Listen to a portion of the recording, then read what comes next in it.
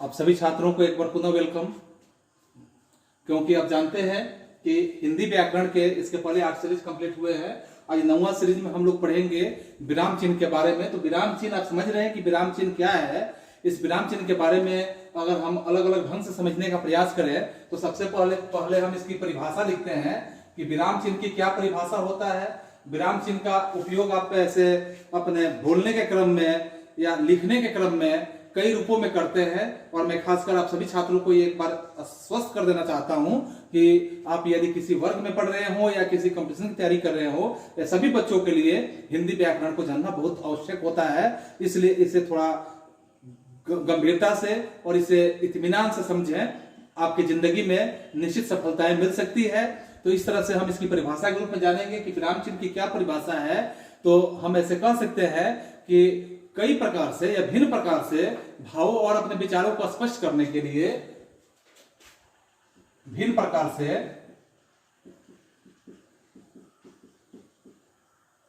अपने भावों या विचारों को प्रकट करने के लिए विचारों को व्यक्त करने के लिए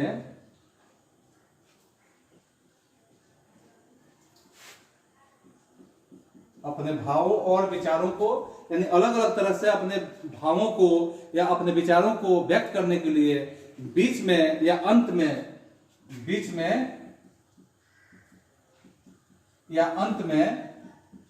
किसके बीच में या किसके अंत में, यानी कि वाक्य के बीच में या वाक्य के अंत में। यहां आप वाक्य भी लिख सकते हैं। वाक्यों के बीच में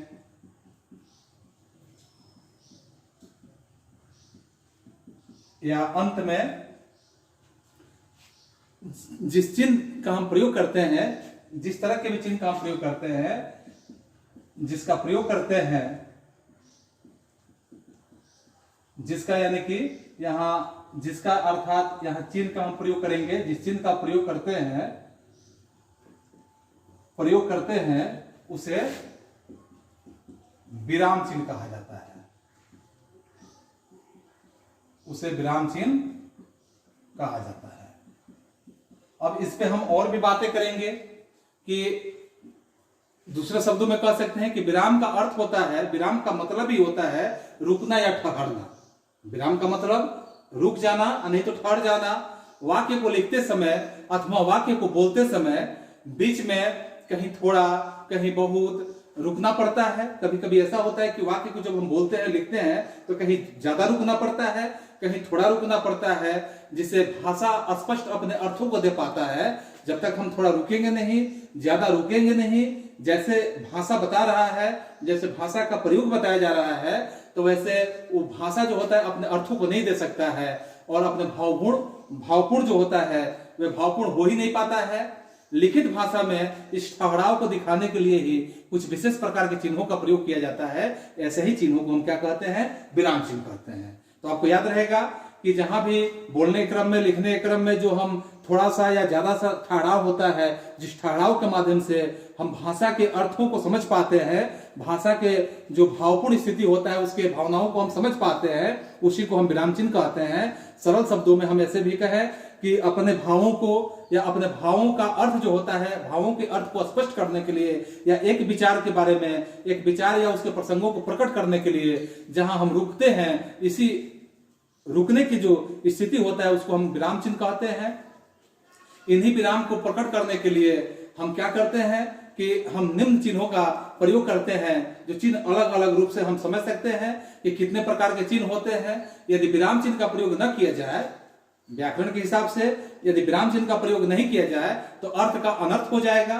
किसी भी अर्थ को हम सही अर्थों में नहीं समझ पाएंगे।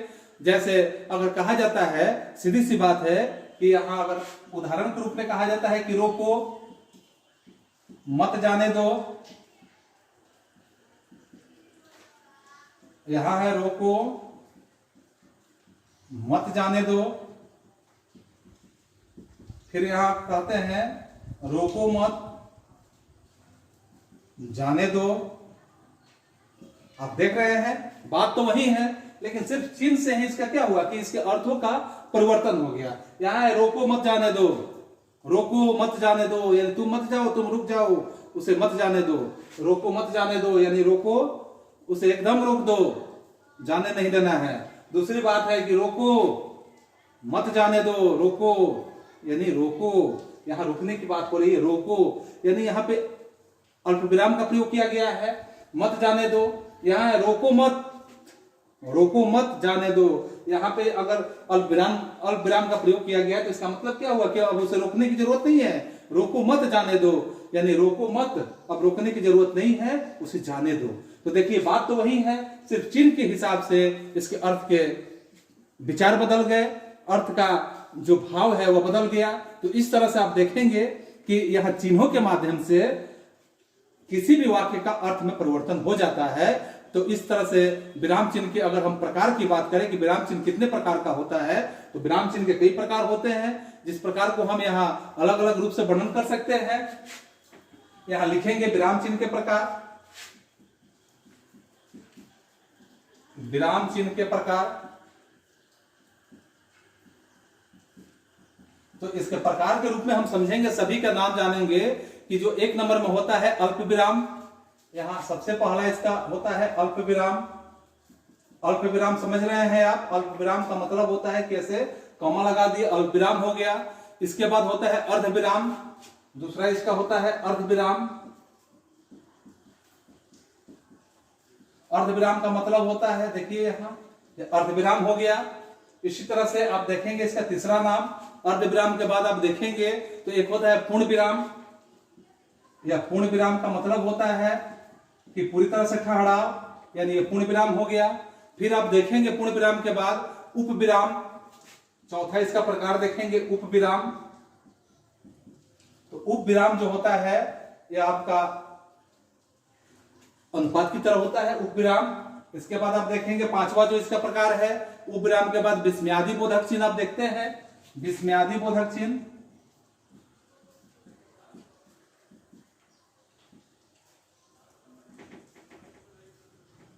विस्मयादि बोधक चिन्ह का मतलब आप समझ रहे हैं, यह हो गया विस्मयादि बोधक चिन्ह।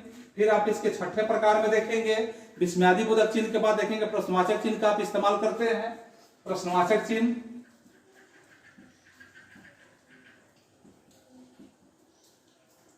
प्रश्नवाचक चिन्ह में आपका प्रश्न नोट ऑफ इंट्रोगेशन मार्क्स यानी प्रश्नवाचक चिन्ह हो गया। इसके बाद आप देखते हैं इसका सातवां प्रकार हो गया कोष्टक।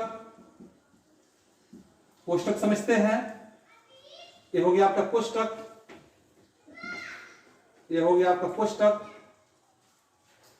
इसके बाद आठवें प्रकार में आप देखेंगे कोष्टक के बाद देखेंगे कि एक होता है योजक चिन्ह, योजक चिन्ह, यह हो गया आपका योजक चिन्ह। इसके बाद योजक चिन्ह के बाद देखेंगे कि आपका होता है अवतरण चिन्ह, जिसे हम उदाहरण चिन्ह के नाम से भी जानते हैं। अवतरण चिन्ह, अवतरण चिन्ह या हम इसको उदाहरण चिन्ह भी कहते हैं। इसका होता है जैसे अवतरण चिन्ह या उदाहरण चिन्ह हो गया। इसके बाद आप देखेंगे कि आदेश चिन्ह होता है, आदेश चिन्ह।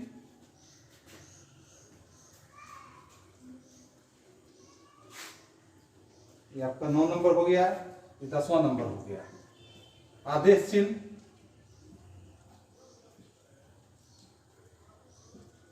आदेश चिन्ह का मतलब ये हो गया आपका। इसके बाद आप आदेश चिन्ह के बाद देखते हैं कि रेखांकन चिन्ह होता है, तो रेखांकन चिन्ह यानी कि आपका 11 नंबर हो गया।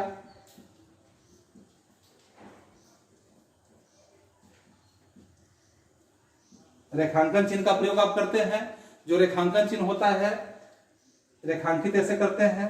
इसके बाद आप 12 नंबर में देखेंगे रेखांकन चिन्ह के बाद देखेंगे आपका होता है लोप चिन्ह, लोप चिन्ह का प्रयोग करेंगे।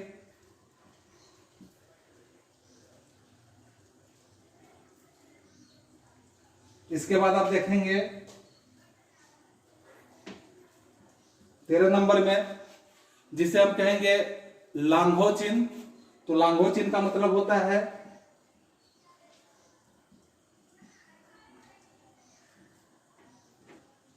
शून्य की तरह होता है। तो इस तरह से सभी चिन्हों के बारे में हम अलग अलग ढंग से आपको विस्तृत विवरण दे रहे हैं कि ये सभी चिन्ह का प्रयोग कब और किस दशा में हम करते हैं, जिसमें सबसे पहला आपका हो जाता है कि अल्प विराम। तो अल्प विराम की अगर हम बातें करते हैं, सबसे इसका पहला जो बिंदु होता है अल्प विराम। तो अल्प विराम के बारे में हम समझेंगे कि वाक्य में जहां भी थोड़ा रुकना हो, वाक्य में जहां भी थोड़ा रुकने की बात आती है, रुकना हो या अधिक वस्तुओं व्यक्तियों आदि का प्रयोग करना हो, जहां पे हम अधिक व्यक्ति का या वस्तु का प्रयोग करते हैं तो वहां पे हम अल्प विराम का प्रयोग करते हैं। अल्प विराम का प्रयोग हम ऐसे भी करते हैं क्योंकि अल्प विराम का अर्थ होता है थोड़ा। अल्प विराम का मतलब होता है थोड़ा।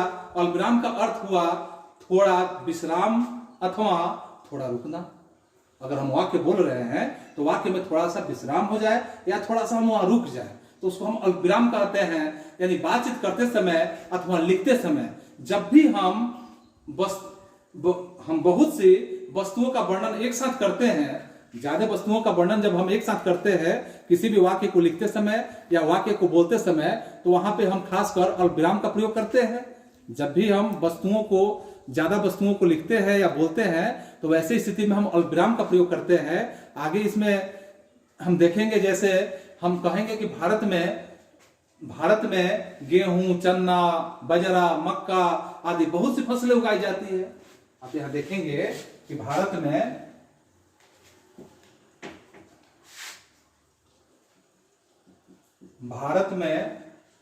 गेहूं, चन्ना, मक्का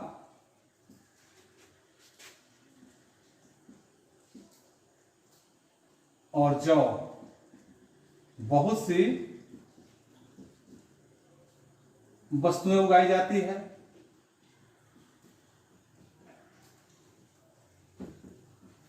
तो यहां पे जैसे हम इसका प्रयोग करेंगे तो यहां क्या करेंगे, यहां अल्प अल्प रुकते चलेंगे।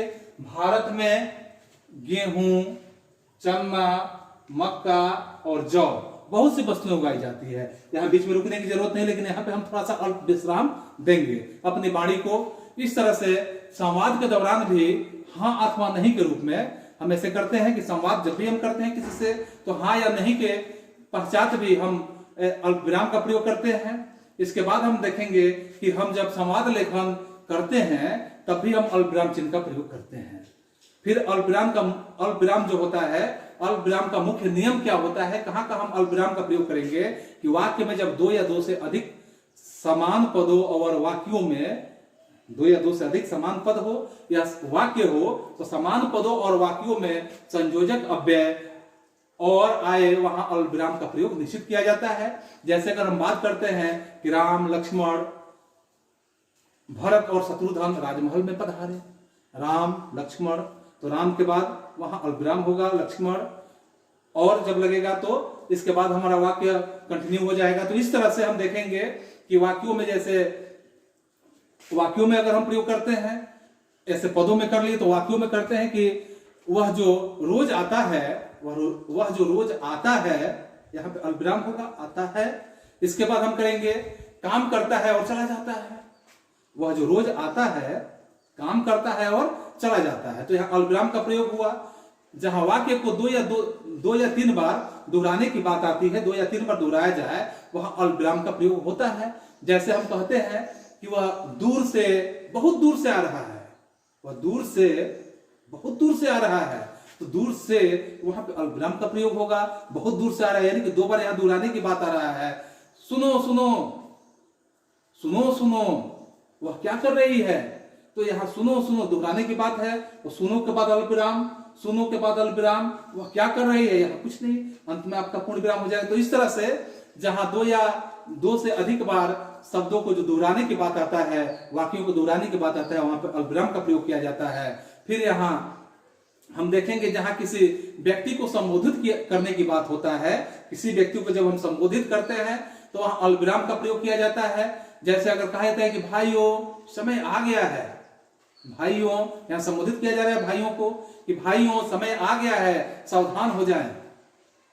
तो इस तरह से व्यक्तियों को संबोधित करने की बात हो रहा है। जैसे प्रिय महाराज मैं आपका आभारी हूं, प्रिय महाराज मैं आपका आभारी हूं।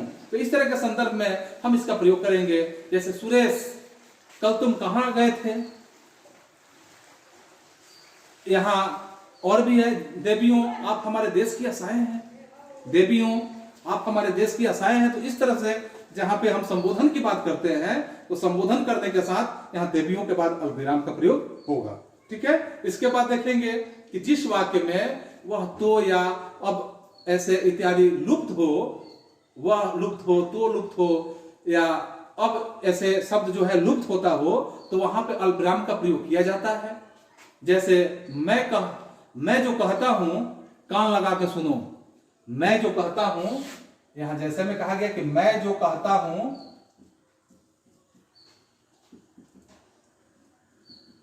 कान लगाकर सुनो,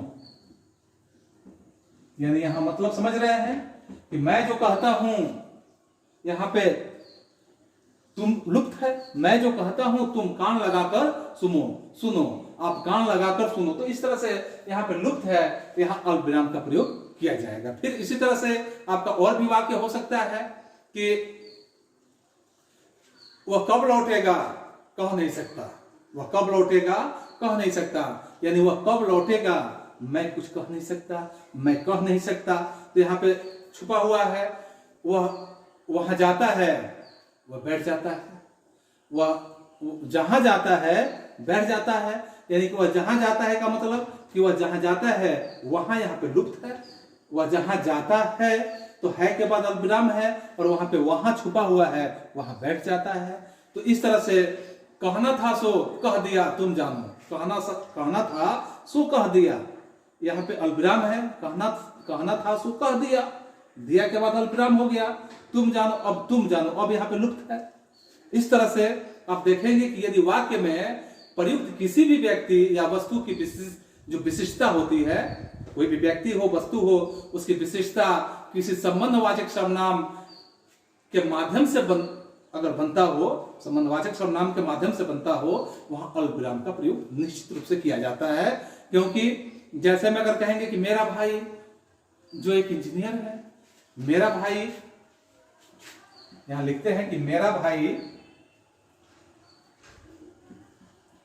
जो एक इंजीनियर है,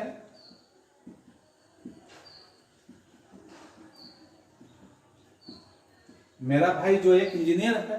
तो इस तरह से आप देख रहे हैं कि इंग्लैंड, मेरा भाई जो एक इंजीनियर है,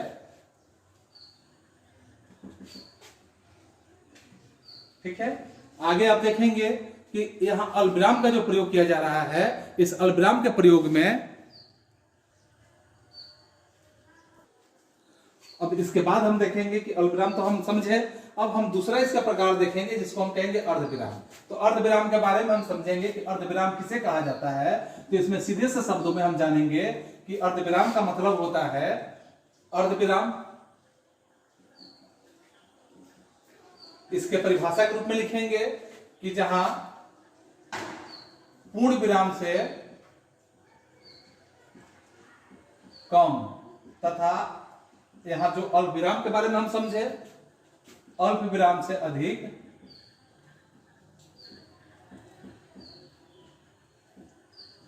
जहां ठहराव हो, जहां वाक्यों में ठहराव हो, उसे अर्धविराम कहते हैं, उसे अर्धविराम कहते हैं। अर्थात हम यहां समझेंगे कि पूर्ण विराम से कुछ हम क्या करते हैं, कम रुकते हैं, और अल्पविराम से अधिक रुकते हैं, देर तक थोड़ा रुकते हैं। तो वैसे स्थिति में हम क्या कहते हैं कि अर्धविराम का प्रयोग वहां किया जाता है। अर्थात एक ही वाक्य में जो अर्धविराम का सिंबल आप देख रहे हैं कि यह अर्धविराम का संकेत है। तो इस तरह से अर्थात एक ही वाक्य या वाक्यों के साथ हम दूसरे वाक्य या वाक्यांश का संबंध बताना अगर होता है, तो एक ही वाक्य या वाक्यांशों के साथ दूसरे वाक्य को बताना हो तो वहां हम अर्धविराम का प्रयोग निश्चित रूप से करते हैं।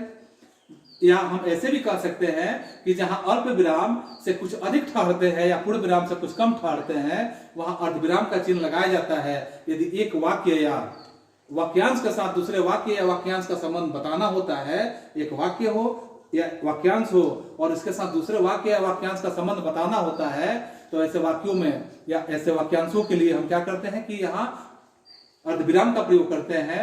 इसके अलावा अर्धविराम के कुछ उदाहरण के तौर पे हम बता सकते हैं कि आमतौर पर अर्धविराम जो होते हैं दो उपवाक्यों को जोड़ने का काम करते हैं।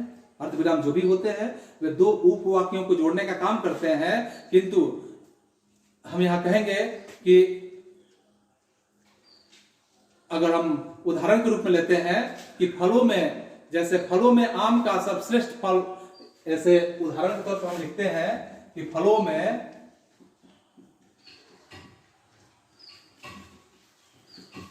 आम को सर्वश्रेष्ठ फल माना गया है।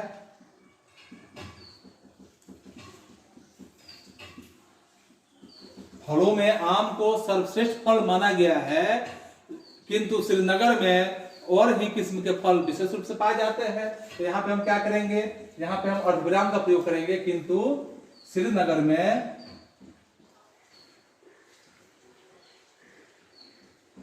और किस्मों के फल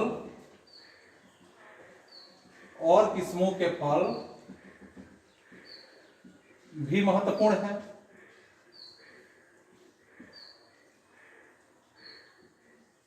और किस्मों के फल भी महत्वपूर्ण हो जाते हैं, तो और किस्मों के फल भी वहां पैदा किए जाते हैं।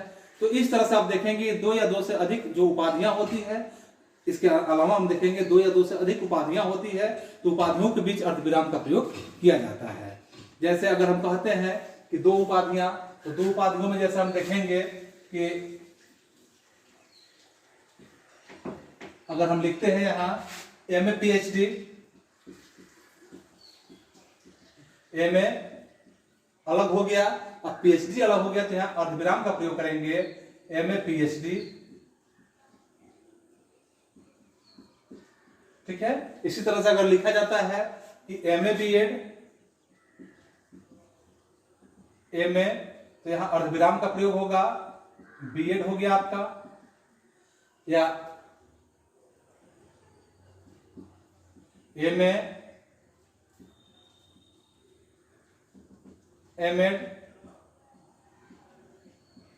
तो इस तरह से यहां अर्धविराम का प्रयोग करेंगे कि दो या दो से अधिक उपाधियों को जब एक साथ लिखा जाता है तो वहां अर्धविराम का हम प्रयोग करते हैं। तो आगे हम देखेंगे कि वह कुछ ऐसे भी वाक्य होते हैं कि जैसे वह धूर्त आदमी है, ऐसा उसके मित्र मानते हैं।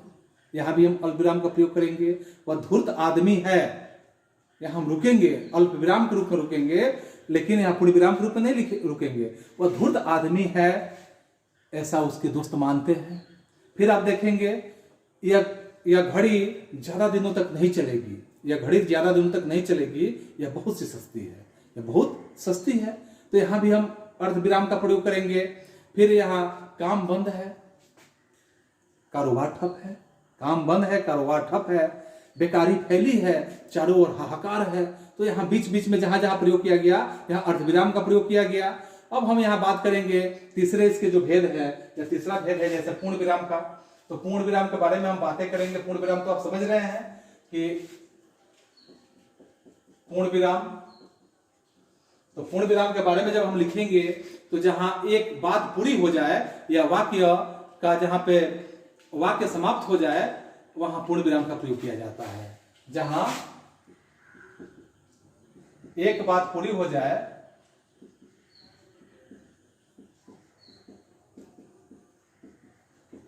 या वाक्य समाप्त हो जाए,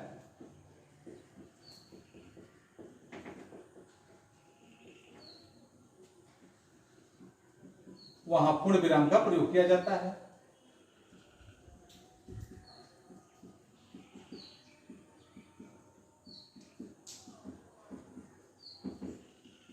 वहां पूर्ण विराम का प्रयोग किया जाता है। जैसे यहां यह वाक्य समाप्त हो गया तो हमने पूर्ण विराम का प्रयोग किया। तो जहां एक बात समाप्त हो जाए वहां पूर्ण विराम का प्रयोग करते हैं। हिंदी में पूर्ण विराम चिन्ह का प्रयोग सबसे अधिक होता है। हिंदी में आप देखेंगे कि पूर्ण विराम का प्रयोग सबसे ज्यादा किया जाता है। यह चिन्ह जो होता है हिंदी का सबसे प्राचीनतम विराम चिन्ह के रूप में जाना जाता है, क्योंकि इससे प्राचीनतम दूसरा विराम चिन्ह नहीं है। अगर हम नियम की बातें करें तो पूर्ण विराम का अर्थ है यानी पूरी तरह से रुकना या पूरी तरह से ठहर जाना। पूर्ण विराम का मतलब होता है सामान्यतः जहां वाक्य की गति अंतिम रूप ले ले, जहां वाक्य की गति जो होता है बिल्कुल अंतिम रूप ले ले, वहां पे पूर्ण विराम का प्रयोग किया जाता है। वाक्य जहां पे बिल्कुल समाप्त हो जाए, वहां पे पूर्ण विराम का प्रयोग किया जाता है। फिर आप देखेंगे कि पूर्ण विराम जो है वाक्य का अंतिम रूप ले लेना ही पूर्ण विराम होता है, या जहां वाक्य का अंतिम जो संबंध टूट जाए वहां पे पूर्ण विराम का प्रयोग होता है। जैसे यह हाथी है, वह लड़का है, मैं आदमी हूं, तुम जा रहे हो, हम लोग शिक्षक है, ऐसे जो वाक्य हो रहा है यहाँ पे पूर्ण विराम का प्रयोग हो रहा है। इन वाक्यों में इन वाक्यों में जो हम देखेंगे कि सभी एक दूसरे से स्वतंत्र है, सबके विचार अपने अपने में पूर्ण है। यानी कि जो जो वाक्य हमने बताया ये सभी वाक्यों के विचार अपने अपने में पूरी तरह से पूर्ण है। ऐसी स्थिति में प्रत्येक वाक्य के अंत में हम कहेंगे कि पूर्ण विराम लगना चाहिए। संक्षेप में हम यह भी कह सकते हैं कि प्रत्येक वाक्य की समाप्ति पर पूर्ण विराम का प्रयोग निश्चित होता है। कभी कभी किसी व्यक्ति या वस्तु का सजीव वर्णन करते समय, किसी व्यक्ति का करें या किसी वस्तु का जो सजीव वर्णन करते हैं, यानी वाक्यांशों के रूप में भी पूर्ण विराम का प्रयोग किया जाता है। जैसे अगर हम कहते हैं कि गोरा रंग, अगर हम यहाँ लिखते हैं, यहाँ सजीव चित्रण करते हैं गोरा रंग, तो गोरा रंग करते हैं तो बस यहाँ हम पूर्ण विराम का प्रयोग करेंगे गोरा रंग के साथ, क्योंकि गोरा रंग के बीच में यहाँ, तो इस तरह से गोरा रंग हो गया आपका। फिर आप यहाँ देखेंगे कि यहाँ व्यक्ति का जो मुख मुद्रा है, तो मुख मुद्रा का बड़ा ही सजीव चित्र कुछ चुने हुए वाक्यों तथा वाक्यांशों में इस तरह से खींचने के लिए नजर आ रहा है। प्रत्येक वाक्यांश अपने में बिल्कुल पूर्ण है, स्वतंत्र है। ऐसी स्थिति में पूर्ण विराम का प्रयोग निश्चित रूप से होगा। फिर अब देखेंगे कि इस वाक्य का प्रयोग हम ऐसे प्रश्नवाचक और विस्मयादिबोधक वाक्यों को छोड़कर अन्य सभी प्रकार के जो वाक्य होते हैं वाक्यों के अंत में किया जाता है। यानी अगर विस्मयादिबोधक वाक्य हो तो उसको छोड़ के, या अगर जो प्रश्नवाचक वाक्य हो तो वैसे वाक्यों को छोड़कर सभी जगह के वाक्यों में यहाँ पूर्ण विराम का प्रयोग किया जाता है, अनिवार्य रूप से किया जाता है। जैसे राम स्कूल से आ रहा है, यहाँ पूर्ण विराम का प्रयोग करेंगे। वह उसकी सौंदर्यता पर मुग्ध हो गया है, यहाँ पूर्ण विराम का प्रयोग करेंगे। जैसे वह छत से गिर गया, यहाँ पूर्ण विराम का प्रयोग करेंगे।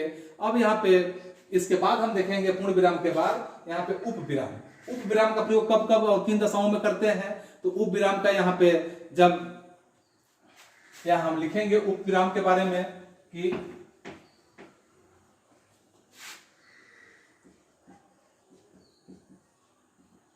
उप विराम के बारे में जब हम लिखेंगे तो हम यहां कह सकते हैं कि जब किसी शब्द को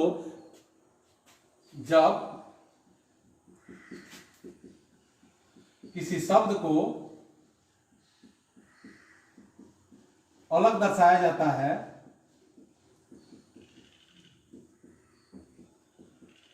जब किसी शब्द को अलग दर्शाया जाता है तो वहां पर हम उप विराम का प्रयोग करते हैं। तो वहां पर उप विराम का प्रयोग किया जाता है।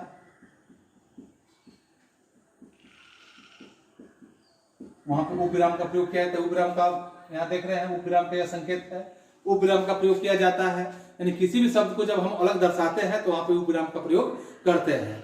जहां वाक्य को अगर हम पूरा नहीं होता है बल्कि किसी वस्तु अथवा विषय के बारे में बताया जाता है, वाक्य अभी पूर्ण नहीं हुआ है, किसी व्यक्ति और वस्तु के बारे में बताया जाता है, तो वहां अपूर्ण विराम चिन्ह का यहाँ पे हम प्रयोग करते हैं, जिसे हम उप विराम अपूर्ण विराम भी कहते हैं या अपूर्ण विराम के नाम से भी जानते हैं। जैसे हम कहते हैं कृष्ण के अनेक नाम है, यहाँ कृष्ण के जैसे में अगर हम लिखते हैं कृष्ण के अनेक नाम है, यह वाक्य समाप्त नहीं हुआ, कृष्ण के अनेक नाम है, तो अनेक नाम है तो वाक्य पूर्ण नहीं हुआ, यहाँ पे हम उप विराम का प्रयोग कर लेंगे और अनेक नामों में हम लिखेंगे। जैसे आप जानते हैं कि मोहन होता है कृष्ण का नाम, गोपाल होता है, मोहन है, गोपाल है, इसके बाद गिरधर है, श्याम है, कन्हा है, गिरधर है, श्याम है, कन्हा है आदि और भी कई नाम है। तो जहां पे वाक्य समाप्त अभी पूरी तरह से नहीं हुआ, अभी वाक्य आगे बढ़ने वाला है, तो वहां पे हम उप विराम का प्रयोग करते हैं। इसके बाद हम जानते हैं कि इसके बाद जो है कि पांचवा जो इसका प्रकार है विस्मयादिबोधक, तो विस्मयादिबोधक का अगर हम प्रयोग करेंगे पांचवा में,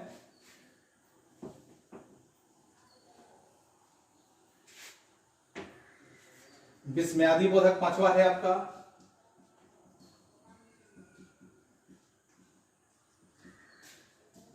तो इसके बारे में अगर परिभाषा के रूप में हम जानेंगे तो जैसे हम ये समझ रहे हैं कि विस्मयादि बोधक जो चिन्ह होता है इसका प्रयोग वाक्य में अगर हर्ष होता है यानी खुशी होता है, यानी कि किस तरह का विवाद होता है, विस्मय होता है या घृणा होता है, आश्चर्य होता है, करुणा होता है, भय की भावना होता है इत्यादि का बोध कराने के लिए यह विस्मयादि बोधक चिन्ह का हम प्रयोग करते हैं। इसका चिन्ह जो होता है वाक्यों में करुणा, भय, इसके बाद विवाद, विस्मय, घृणा, आश्चर्य, करुणा इत्यादि का बोध कराने के लिए विस्मयादि बोधक चिन्हों का हम प्रयोग करते हैं।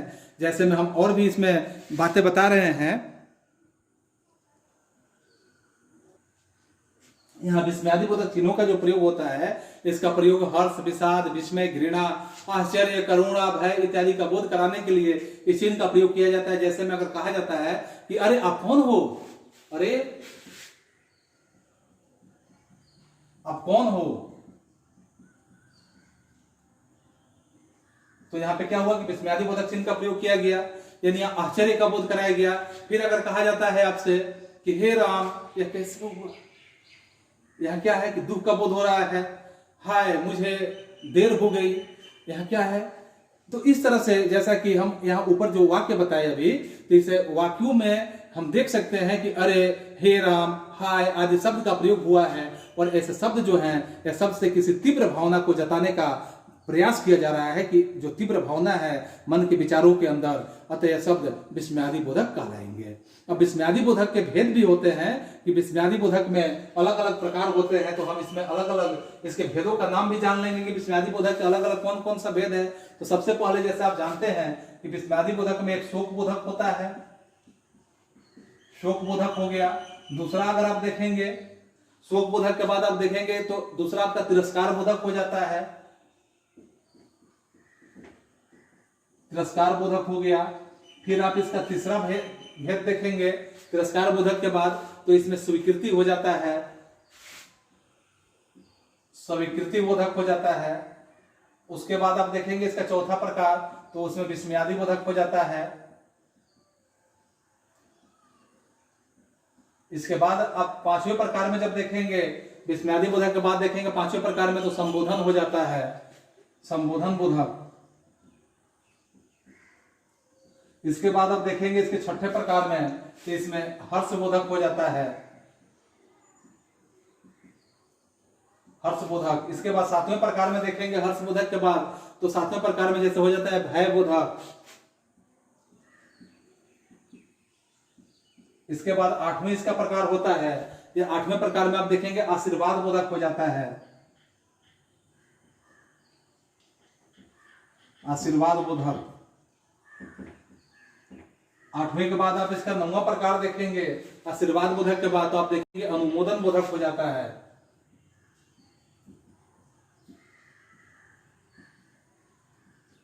और 10वें प्रकार में देखेंगे अनुमोदन बोधक के बाद, तो विदास बोधक हो जाता है।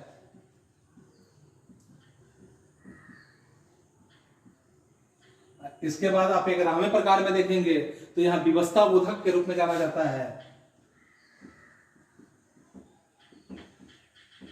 तो इस तरह से आप देख रहे हैं यहाँ कि विस्मयादि बोधक जो है यह अकेले 11 रूपों में बटा हुआ है, जिसमें अगर हम शोक बोधक के रूप में हम बातें करते हैं कि जहां वाक्य में जो इसका सबसे पहला है कि शोक, यानी कि शोक तो समझते हैं यानी दुख, तो शोक के संदर्भ में जहां वाक्य में हे राम, बाप रे बाप, ओह, उफ, हाँ आदि शब्दों का जहां प्रयोग किया जाता है वह क्या हो जाता है आपका शोक बोधक वाक्य हो जाता, शोक बोधक शब्द हो जाते हैं या शोक बोधक विस्मयादि शब्द हो जाते हैं।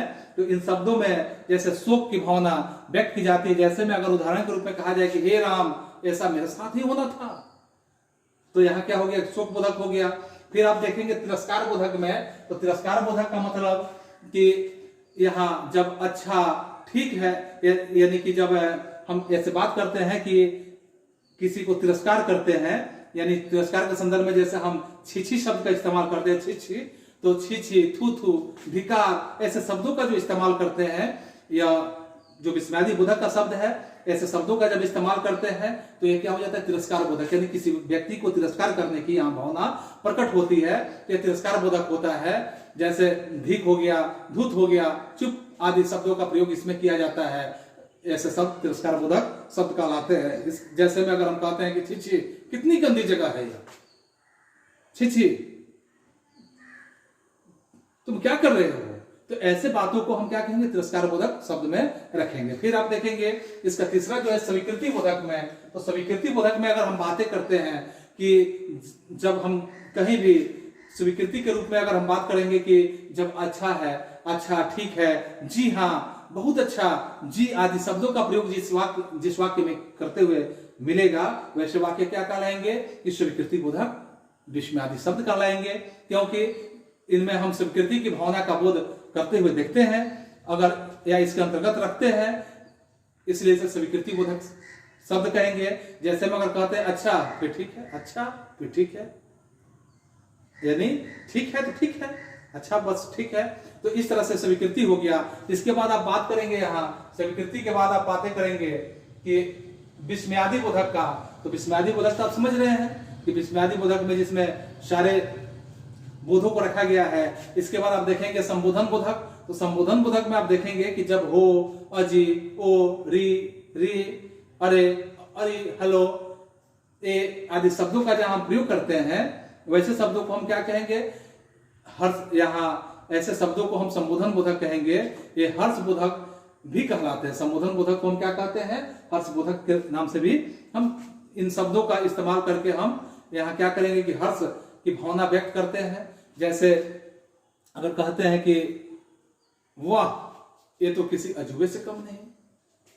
इसके बाद हम देखेंगे यहाँ हर्ष बोधक के बाद यहाँ हम बातें करेंगे फिर से आपसे कि हर्ष बोधक के बाद आप जब देखेंगे कि भय बोधक, तो भय बोधक का मतलब होता है,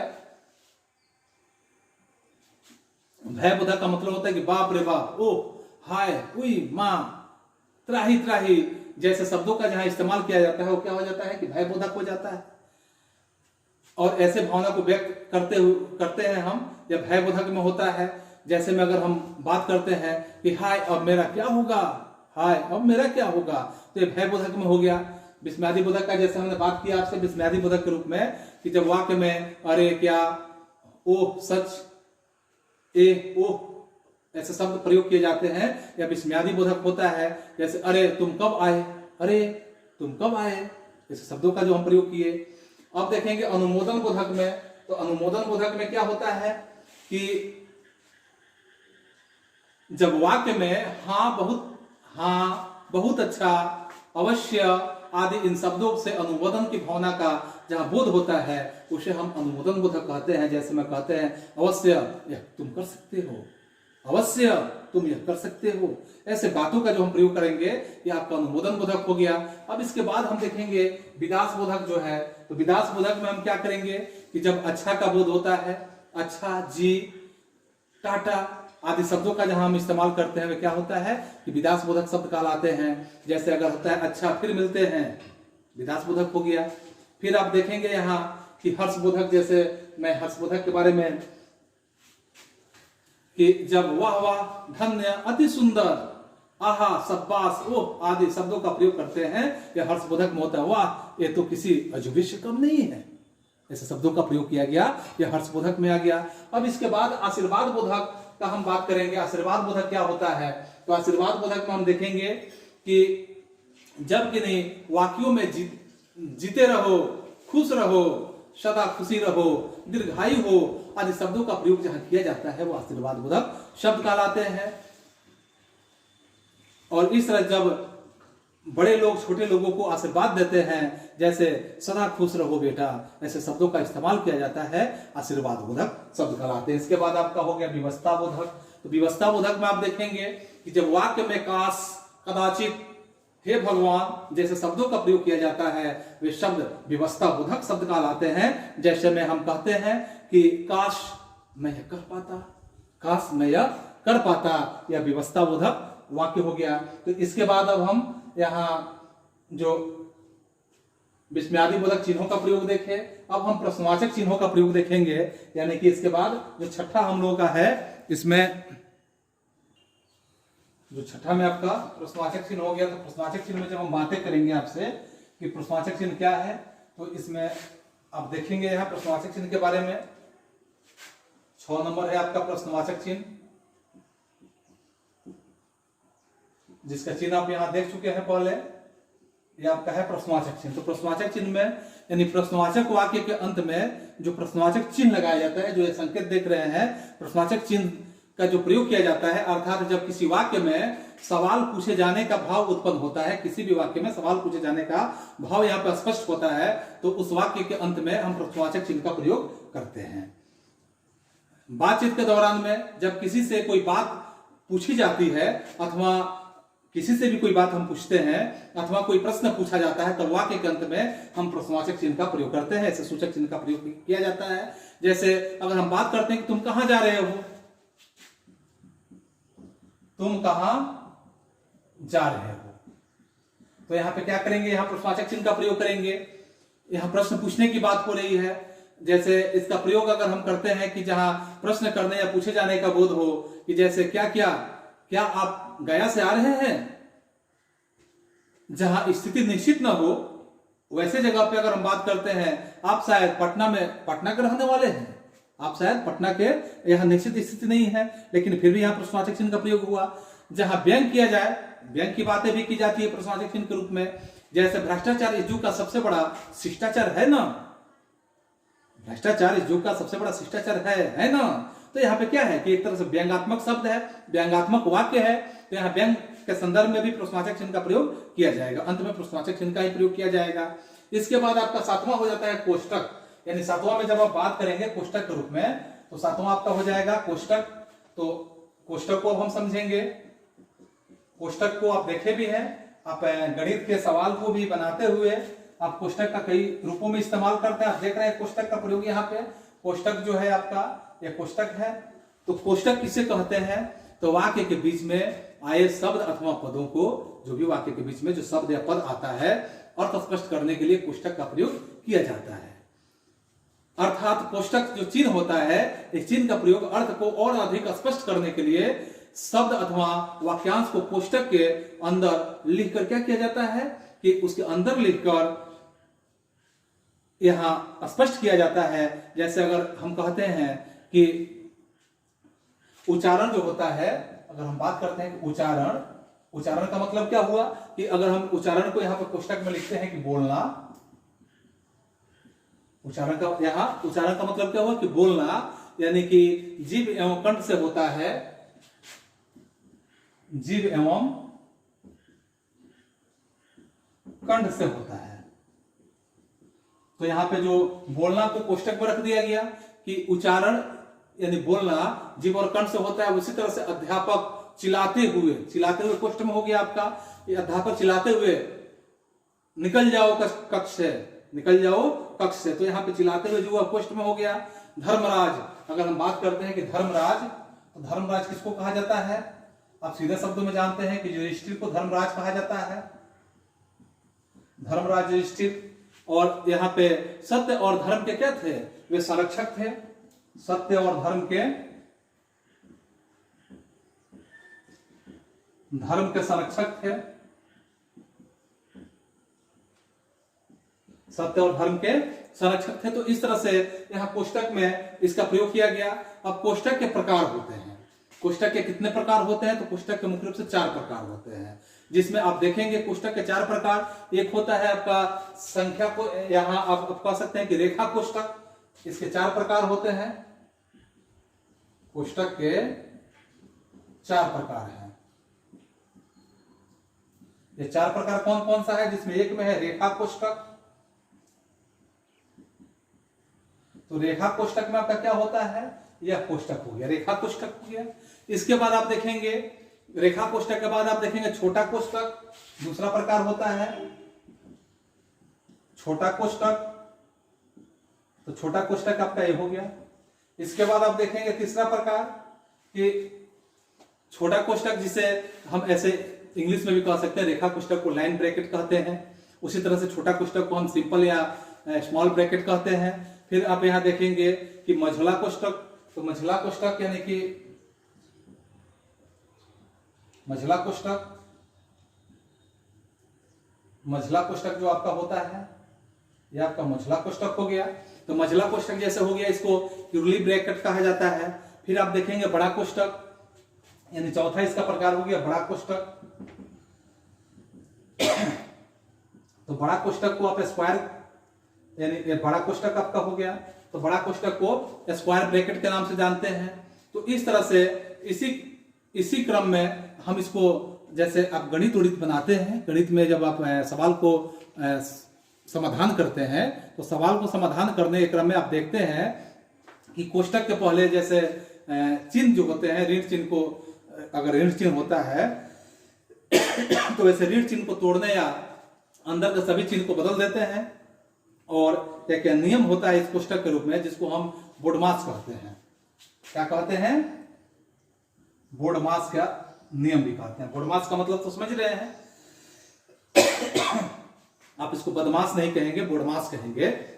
तो बोडमास में जैसे 20 आपका ब्रैकेट हो गया यानी कोष्टक का प्रयोग, ओ से आपका अप हो गया यानी का प्रयोग, उसके बाद डी से डिवीजन हो गया यानी कि भाग का प्रयोग, उसके बाद एम से मल्टीप्लाई हो गया यानी गुणा का प्रयोग, ए से आपका एडिशन हो गया यानी कि जोड़ का प्रयोग, और ए से आपका सब्सट्रैक्शन हो गया यानी घटाव का। तो आप ऐसे पढ़ते भी है, किसको पहले क्या करो, उसके बाद क्या करो, उसके बाद क्या करो, अथवा अंत में घटा लो, यानी ऐसे आप पढ़ते हैं। जो आप गणित के सवाल है बोडमास ये कोष्टक के रूप में प्रयोग करते हैं। फिर हम बातें करेंगे अब आपका योजक चिन्ह के बारे में। तो देखिए योजक चिन्ह क्या है, इसके बारे में हम बातें करते हैं कि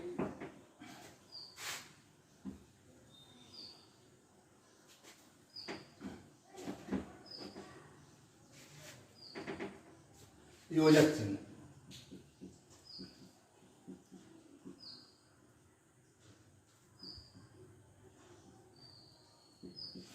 योजक चिन्ह समझ रहे हैं, यानी कि योजक चिन्ह आपका जो योजक चिन्ह हो गया, इसमें हिंदी में जो अल्पविराम के बाद योजक चिन्ह का प्रयोग अधिक किया जाता है।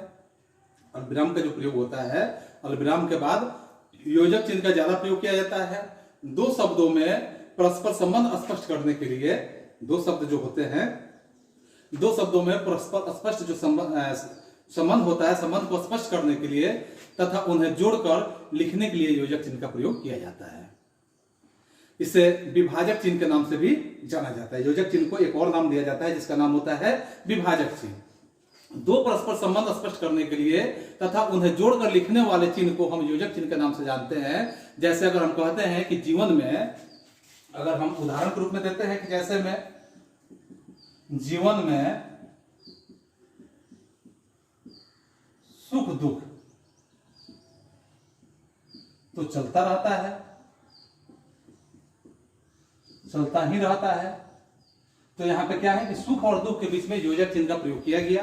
तो इसी तरह के जो वाक्य होते हैं कि अगर हम कहते हैं कि रात दिन परिश्रम करने पर ही सफलता मिलती है, तो रात दिन का यहां प्रयोग किया गया कि रात दिन, तो रात और दिन के बीच में योजक चिन्ह का प्रयोग किया गया। रात दिन परिश्रम करने पर ही सफलता मिलती है। या अगर हम वह राम सीता की मूर्ति है तो राम सीता, यानी राम सीता जब हम लिखते हैं तो राम और सीता के बीच में योजक चिन्ह का प्रयोग करते हैं। वह राम सीता की मूर्ति है। सुख दुख जीवन में चलने वाला एक प्रक्रिया है। तो इस तरह से सुख दुख का प्रयोग यहाँ पे हमने किया। अब योजक चिन्ह जो होता है, योजक चिन्ह के प्राय दो प्रकार के होते हैं।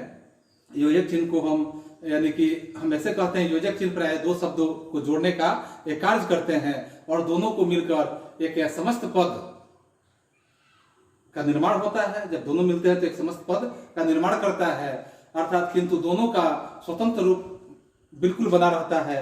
दोनों शब्द जो होते हैं वो अपने स्वतंत्र रूप में ही होते हैं। इस संबंध में नियम यह है कि जिन शब्दों का या जिन पदों के दोनों खंड प्रधान हो और जिनमें अनुक्त या लुप्त हो जाए वहां योजक चिन्ह का प्रयोग किया जाता है। जैसे अगर हम बातें करते हैं कि दाल रोटी दही बाड़ा, यानी दाल रोटी की बात करेंगे, दही बाड़ा का बात करेंगे। आप देखते हैं कि दाल रोटी दही बाड़ा, ये सब शब्दों का जो बात करेंगे यहाँ योजक चिन्ह का प्रयोग निश्चित रूप से करना होगा। उसी तरह अगर हम बात करते हैं कि जैसे दो विपरीत अर्थ वाले अगर वाक्यांश होते हैं, शब्द होते हैं, तो इसके बीच में योजक चिन्ह का प्रयोग किया जाता है कि दोनों अलग अलग अर्थों को बुद्ध कराते हैं, तहां भी हम योजक चिन्ह का प्रयोग करते हैं। जैसे अगर हम कहते हैं कि माता पिता, तो माता अलग शब्द हो गया, पिता अलग शब्द हो गया, विपरीत दोनों हो गया। भाई बहन, बेटा बेटी, तो यहाँ पे हम क्या करेंगे कि योजक चिन्ह का प्रयोग करेंगे।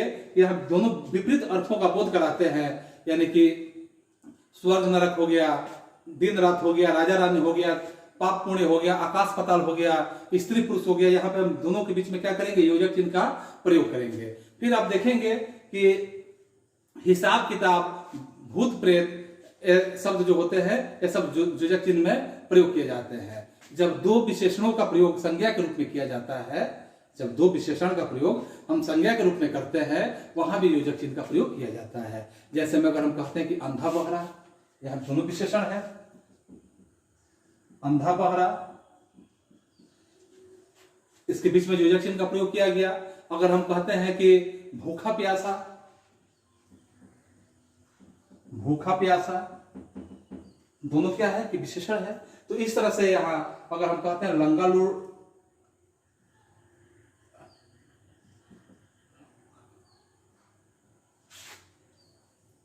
लूल्हा लंगड़ा, लूला लंगड़ा, तो यहां क्या हुआ, यह दोनों विशेषण, इसके बीच में हम योजक चिन्ह का प्रयोग निश्चित रूप से करेंगे। तो इस तरह से योजक चिन्ह के बाद आप देखेंगे फिर से, और इसके साथ फिर अभी देखेंगे योजक चिन्ह में कि जब दो शब्द हों और दोनों शब्दों में एक सार्थक हो जाए दूसरा निरर्थक हो जाए, एक सार्थक अर्थ का बोध कराता हो दूसरा निरर्थक का बोध कराता हो, तो वहां भी हम योजक चिन्ह का प्रयोग करते हैं। जैसे हम यहाँ सार्थक निरर्थक में देखते हैं कि परमात्मा, वर्मात्मा, तो आप देख रहे हैं कि यहाँ परमात्मा सार्थक हो गया, वर्मात्मा क्या हुआ, निरर्थक हो गया। तो यहाँ पे बीच में हम योजक चिन्ह का प्रयोग करेंगे। उसी तरह से हम कहते हैं उल्टा पुल्टा, तो उल्टा पुल्टा, पुल्टा कोई शब्द नहीं, निरर्थक हो गया, उल्टा सार्थक है, पुल्टा निरर्थक हो गया। तो यहाँ दोनों के बीच में योजक चिन्ह का प्रयोग करेंगे। अनाप शनाप, तो अनाप आपका क्या हो गया कि सार्थक हो गया, शनाप क्या हो गया, निरर्थक हो गया। फिर आप देखते हैं खाना वाना, तो खाना सार्थक, वाना क्या हुआ, निरर्थक, इसके बीच में योजक चिन्ह। पानी वानी, तो पानी सार्थक और वाणी क्या हुआ, निरर्थक हो गया, तो इसके बीच में योजक चिन्ह का प्रयोग किया जाएगा। फिर आप देखेंगे योजक चिन्ह का प्रयोग और भी होता है कि जब एक ही संज्ञा दो बार लिखी जाए, एक ही संज्ञा को दो बार लिखने का काम किया जाए, तो दोनों संज्ञाओं के जो बीच योजक चिन्ह का प्रयोग किया जाता है। कि जैसे अगर हम बात करते हैं कि नगर नगर, गली गली, घर घर, चप्पा चप्पा, बन बन, बच्चा बच्चा, रोम रोम इत्यादि शब्द जो हम प्रयोग करते हैं, तो इसके बीच में हम योजक चिन्ह का प्रयोग निश्चित करेंगे। ठीक है। इसी तरह से आप देखेंगे कि निश्चित संख्यावाचक विशेषण जो होता है, संख्यावाचक विशेषण के दो पद जब एक साथ प्रयोग में किए लाए जाते हैं, तो वहां पे दोनों के बीच योजक चिन्ह का प्रयोग किया जाता है। जैसे एक दो अगर लिखते हैं, ऐसे अगर हम एक दो लिखते हैं तो एक दो के बीच में योजक चिन्ह, 4 10, तो 4 10 के बीच में योजक चिन्ह का प्रयोग करेंगे। तो यहाँ पे निश्चित संख्या का जब हम प्रयोग करेंगे कि 1 2 10 12, नहला दहला, 6 5, 9 2, 2 4, ऐसे शब्दों के प्रयोग में हम योजक चिन्ह का प्रयोग निश्चित रूप से करेंगे। फिर आप देखेंगे कि जब दो शुद्ध संयुक्त क्रियाएं, दो शुद्ध संयुक्त क्रियाएं एक साथ प्रयुक्त हो, शुद्ध दोनों हो, संयुक्त क्रियाएं हो और एक साथ प्रयुक्त किया जाता हो, तब दोनों के बीच योजक चिन्ह का प्रयोग किया जाता है। और दोनों के बीच योजक चिन्ह का प्रयोग, जैसे अगर हम कहते हैं यहाँ पढ़ना लिखना, अगर हम लिखते हैं कि पढ़ना लिखना, तो इसके बीच में योजक चिन्ह का प्रयोग होगा। दौड़ना धूपना, तो यहाँ पे क्या करेंगे कि योजक चिन्ह का प्रयोग करेंगे। तो इस तरह से यहाँ जब दो शुद्ध संयुक्त क्रियाएं एक साथ प्रयुक्त किया जाता हो, तो वहां हम योजक चिन्ह का प्रयोग करेंगे। पढ़ना लिखना, उठना बैठना, मिलना जुलना, मरना जितना, मारना पीटना, खाना पीना, आना जाना, दौड़ना घूमना, जीना मरना, कहना सुनना आदि शब्दों के साथ हम योजक चिन्ह का प्रयोग करेंगे। फिर आप इसके अगले खंड के रूप में देखेंगे अवतरण चिन्ह या उदाहरण चिन्ह के नाम से जो जाना जाता है। अगला इसका बिंदु है उदाहरण चिन्ह या अवतरण चिन्ह।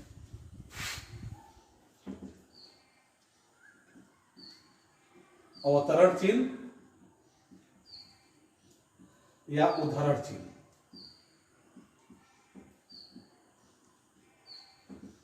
जो आपका संकेत यह है उदाहरण चिन्ह या उदाहरण, यह संकेत है। इसमें जैसे कहा गया कि किसी की कही हुई बात को, अगर कोई बात कहता है तो किसी की कही हुई बात को उसी तरह प्रकट करने के लिए अवतरण चिन्ह का प्रयोग किया जाता है। कोई भी किसी बात को कहता है तो उस बात को उसी तरह से प्रकट करने के लिए आप अवतरण चिन्ह का प्रयोग करेंगे। जैसे अगर हम कहते हैं कि राम ने कहा सत्य बोलना सबसे बड़ा धर्म है, जैसे यहां हम देते हैं राम ने कहा सत्य बोलना सबसे बड़ा धर्म है। तो राम ने कहा यहां कौमा राम ने कहा सत्य बोलना सबसे बड़ा क्या है कि धर्म है। यह क्या हुआ आपका अवतरण चिन्ह का प्रयोग करेंगे और यहाँ सत्य बोलना सबसे बड़ा धर्म है, इसको अवतरण चिन्ह के अंतर्गत ही रखेंगे। अब है यहाँ कि उदाहरण चिन्ह जो होते हैं या अवतरण चिन्ह, इसको दो रूपों में प्रयोग किए जाते हैं। एक होता है इकहरा रूप में और दूसरा होता है दोहरा रूप में। एक इसका इकहरा रूप होता है और दूसरा इसका होता है दोहरा रूप। इकहरा में भी किया जाता है और दोहरा में भी किया जाता है, यानी कि इसका कुछ नियम होता है कि इकहरा के रूप में कब इसको प्रयोग करते हैं और दोहरा के रूप में कब प्रयोग करते हैं। कि जहां किसी पुस्तक से कोई वाक्य या जो अवतरण ज्यों का त्यों उद्धृत किया जाता है, किसी पुस्तक से कोई वाक्य है ज्यों कहते हैं उसको उद्धृत कर लेते हैं, तो वहां दोहरे उदाहरण चिन्ह का हम प्रयोग करेंगे। किसी भी पुस्तक से कोई वाक्य ज्यों कहते हैं उतार लेते हैं तो वहां हम क्या करेंगे कि दोहरे उदाहरण चिन्ह का प्रयोग करेंगे। और जहां कोई विशेष शब्द पद वाक्य खंड इत्यादि उद्धत किए जाते हो वहां इकहरे उदाहरण चिन्ह का प्रयोग किया जाता है। जैसे में कि जीवन विश्व की संपत्ति है, अगर हम लिखते हैं कि जीवन विश्व की संपत्ति है,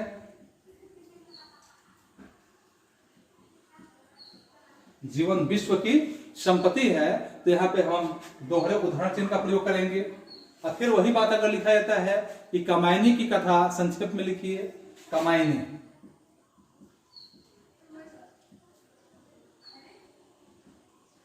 की कथा संक्षेप में लिखिए,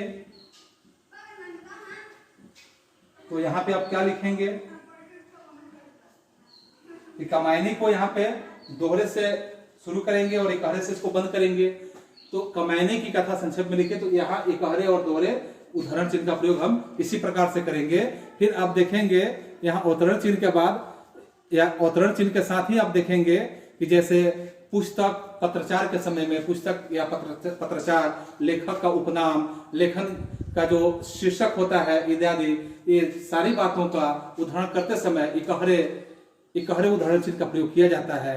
जैसे अगर हम बात करते हैं कि निराला पागल नहीं थे, तो निराला पागल नहीं थे, यहाँ इकहरे उदाहरण चिन्ह का हम प्रयोग करेंगे।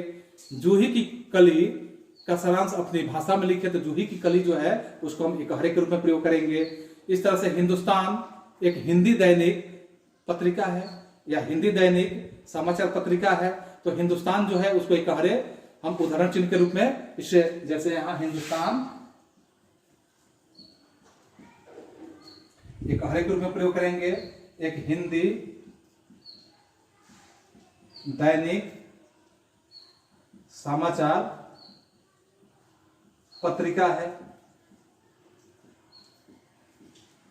तो यहाँ इकहरे के रूप में प्रयोग करेंगे। अब इसके बाद हम इसके अगले भागों के बारे में देखेंगे कि विवरण चिन्ह। विवरण चिन्ह क्या होता है, अवतरण चिन्ह के बाद आप देखेंगे विवरण चिन्ह के बारे में। तो विवरण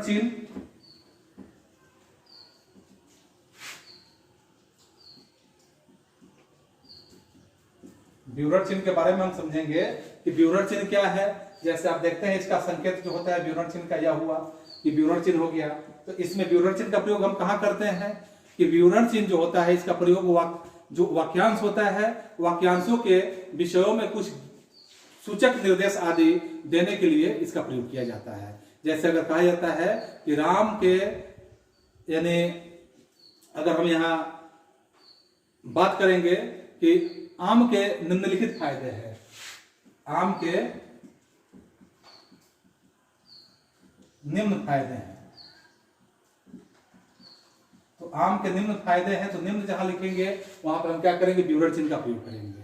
जैसे हम कहते हैं कि संज्ञा के 3 भेद हैं, तो संज्ञा के 3 भेद है, वहां हम क्या करेंगे कि विवरण चिन्ह का प्रयोग करेंगे।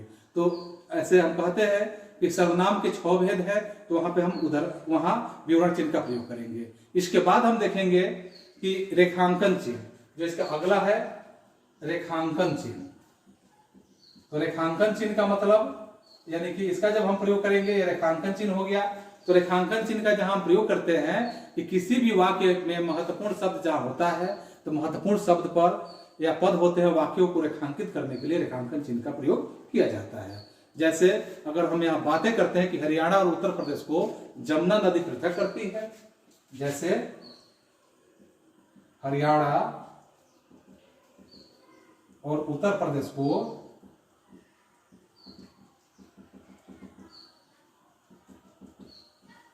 यमुना नदी पृथक करती है। तो यहां पे जो है पृथक करने का काम कौन करती है? जमुना नदी। तो इसको हम क्या करेंगे? रेखांकन चिन्ह से प्रतीकात्मक कर देंगे। तो उसी तरह से अगर हम यहाँ और भी उदाहरण दे सकते हैं कि गोदान उपन्यास जो है प्रेमचंद द्वारा लिखित सर्वश्रेष्ठ कृति है, तो यहाँ गोदान पे हम रेखांकन चिन्ह लगा देंगे। इसके बाद इसके अगले बिंदु के रूप में है कि विस्मरण चिन्ह या त्रुटिपरक चिन्ह। अगला है कि विस्मरण चिन्ह, या इसको हम कहते हैं या त्रुटिपरक।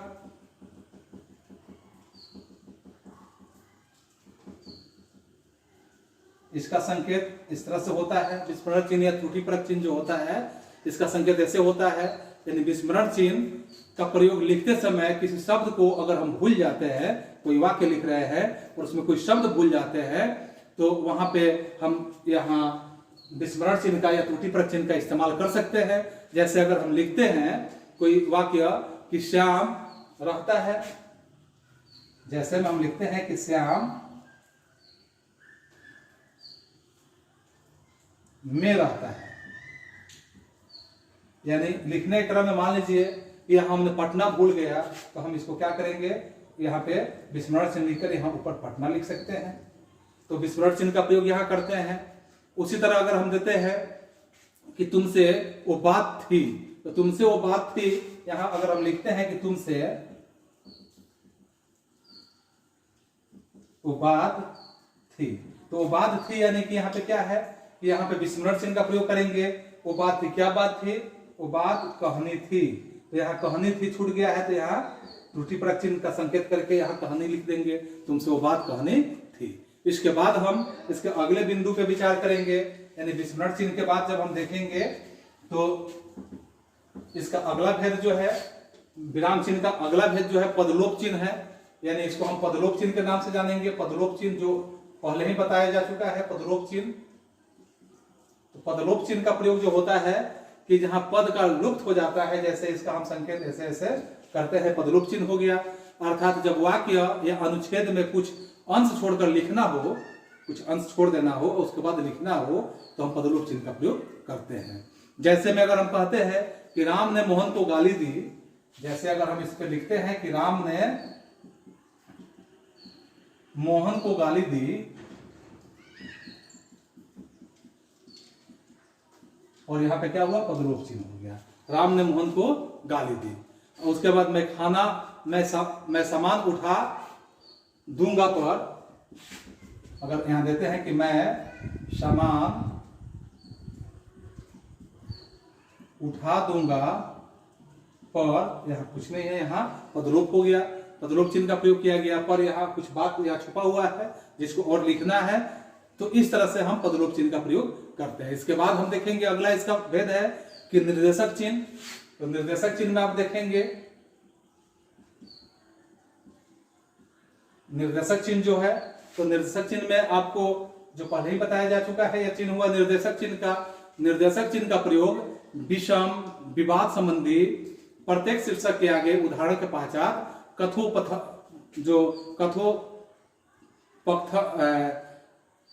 पक्थन के नाम से आगे किया जाता है। जैसे अगर हम कहते हैं कि श्री राम ने कहा सत्य मार्ग पर चलना चाहिए, यहां अगर हम लिखते हैं जैसे में कि श्री राम ने कहा, तो यहां पे क्या करेंगे? यहां निर्देशक चिन्ह का प्रयोग करेंगे। श्री राम ने कहा कि सत्य मार्ग पर चलना चाहिए।